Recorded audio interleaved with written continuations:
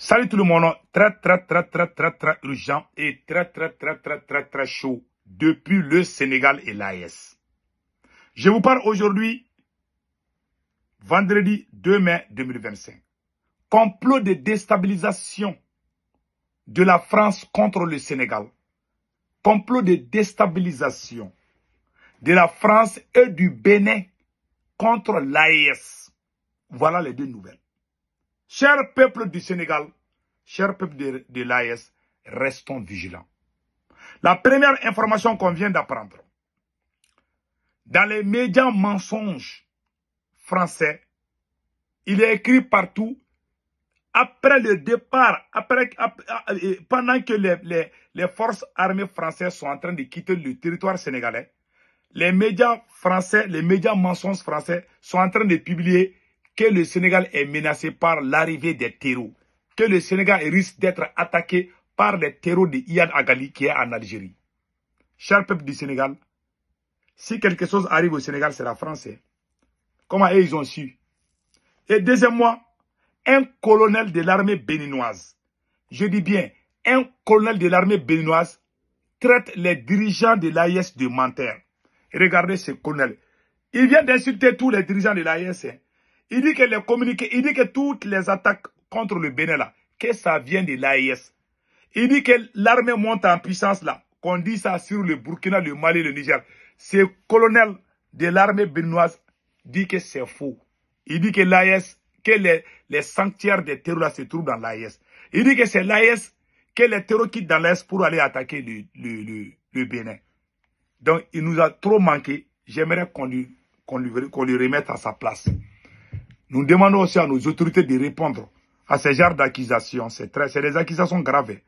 C'est presque la même chose que ce que le général américain a fait, la Langley. Voilà, Michael Langley. Donc maintenant, allons-y avec la première nouvelle. Le Sénégal. Allons-y vers le Sénégal. Qu'est-ce qui est écrit ici? Après que le Sénégal demande à l'armée française de quitter, partir, subitement, la France annonce l'attaque à venir des terreaux de génie, c'est-à-dire des gens de Iyad Agali. Iyad Agali est logé où? En Algérie. Donc c'est un complot de la France et l'Algérie ensemble. Voilà. Donc, c'est pas par hasard, parce que le Sénégal a demandé à l'armée. Moi, je demande aux autorités sénégalaises de mettre fin aux accords coloniaux avec la France. Ils n'ont pas fait ça. Donc, il y a un mouvement au Sénégal, je ne sais pas si ça doit être au Sénégal, qui a fait un communiqué contre le chantage. Je vais lire ça tout de suite. Non au chantage, au terrorisme, non à l'ingérence étrangère. Le Front pour une révolution anti-impérialiste, populaire et panafricaine, s'est fait un devoir d'alerter l'opinion publique sur une tentative évidente de la manipulation politique et médiatique qui vise à instrumentaliser la menace terroriste pour justifier l'ingérence étrangère, notamment française au Sénégal. Nous condamnons fermement la coïncidence troublante entre l'annonce du retrait progressif des troupes françaises et les récentes publications dans Jeune Afrique et sur RFI qui laissent entendre que le Sénégal pourrait être la prochaine cible du groupe terroriste Génie. Il ne fait aucun doute qu'il s'agit d'une stratégie parfaitement orchestrée par des puissances impérialistes pour maintenir leur emprise sur le continent africain sous couvert de lutte contre le terrorisme. Le FRAPP dénonce avec force le chantage terrorisme utilisé par les puissances étrangères, notamment la France, comme un levier pour justifier la présence militaire en Afrique. Ces chantages cherchent à transformer une menace géopolitique en prétexte à une intervention militaire continue. La complicité des médias néocoloniaux, Jeune Afrique et RFI, ne jouent pas le rôle d'informateurs objectifs. Ils sont devenus des objets, voilà. Ils sont devenus des relais de la propagande impérialiste, servant les intérêts de puissances étrangères au détriment de la souveraineté des peuples africains. L'hypocrisie de la France qui tente de se présenter comme un rempart, comme une menace qu'elle-même a contribué à alimenter et à propager dans le Sahel, avec des politiques militaires et ses alliances stratégiques qui ont exacerbé l'instabilité régionale. Voilà.